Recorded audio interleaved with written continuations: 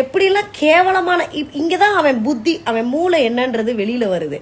High friends, welcome back to Cinema Vision. Social media ட்ரெண்டிங்கில் இர்ஃபானை திட்டி வர நியூஸ் தான் ட்ரெண்டிங்கில் போயிட்டுருக்கு. இர்ஃபான் அவர்கள் ரம்ஜான் பண்டிகையை முன்னிட்டு ஏழை எளியவர்களுக்கு சாப்பாடு ட்ரெஸ் எல்லாம் கொடுக்கறதுக்காக போயிருக்காரு. காரில் மனைவியோட போன இர்ஃபான் அங்கே இருக்கிறவங்களுக்கு சாப்பாடு துணி எல்லாமே கொடுத்துருக்காங்க. மேலும் அவங்கள தொட்டு பேசினதுக்கு தொடாதீங்க, நீங்கள் தள்ளி நின்று பேசுங்க அப்படின்னு அவங்களோட மனசை காயப்படுத்துகிற மாதிரி பேசியிருக்காங்க இர்ஃபானும் அவங்களோட மனைவியும். அதுக்கப்புறமா இர்ஃபானும் அவங்களோட மனைவியும் அவங்க வாங்க வந்ததை பற்றி கேலி கிண்டல்கள்லாம் பேசி சிரிச்சு வீடியோவா எடுத்திருக்காங்க. இதை தொடர்ந்து தான் ரசிகர்கள் மட்டுமில்லாம பல பிரபலங்கள்ல இருந்து இர்ஃபானை திட்டி வந்துட்டு இருக்காங்க. அந்த வரிசையில விஜய் பார்வதி அவர்கள் ரொம்பவே கடுப்பாகி திட்டி தீர்த்திருக்காங்க இர்ஃபானை. இர்ஃபான் உதவி பண்றது நல்ல விஷயம் தான், ஆனா வாங்குறவங்களை கேலி செய்யறத பத்தி நீங்க என்ன நினைக்கிறீங்க அப்படிங்கறத கமெண்ட் பண்ணுங்க. மேலும் அப்டேட் நியூஸ் தெரிஞ்சுக்க சேனலை சப்ஸ்கிரைப் பண்ணிட்டு பெல் ஐகானை கிளிக் பண்ணிக்கோங்க. உட்கார்ந்துகிட்டே தான் இல்லாத மக்களுக்கு சேவை பண்ணுவாரு.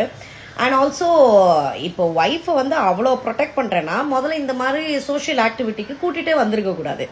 காருக்குள்ளே வச்சுக்கிட்டு வீட்டில் விட்டுட்டு வர வேண்டியதானே. So don't even guys get me started and please read about Ratan Tata. Okay, அவர் தன்னுடைய வாழ்க்கையில் தான் சம்பாதிச்ச மேஜர் காசை இல்லாதவங்களுக்கு கொடுத்துட்டு போனார். ஆனால் அதை பற்றி he didn't establish anywhere.